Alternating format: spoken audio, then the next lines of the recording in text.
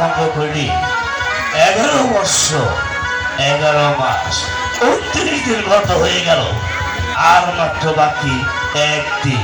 তুই কেন আমার ধ্যানটাকে ভঙ্গ করলি বাচ্চা বলতো? মনিবার, আমি এসেছি এখানে আমার প্রাণ বিসর্জন দিতে।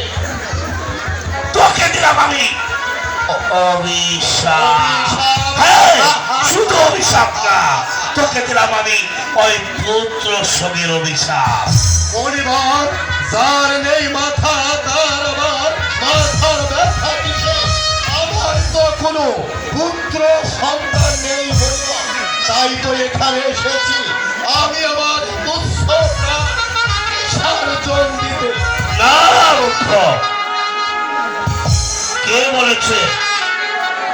না না, এখানে আসলে কারো কখনো বিথায় যায় না রে।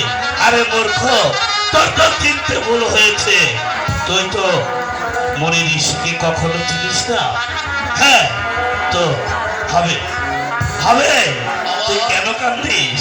তোর তো পুত্র সন্তান হবে। আমার সন্তান হবে মনিবার, তাহলে আপনি আমাকে একটি সন্তান দান মনিবার।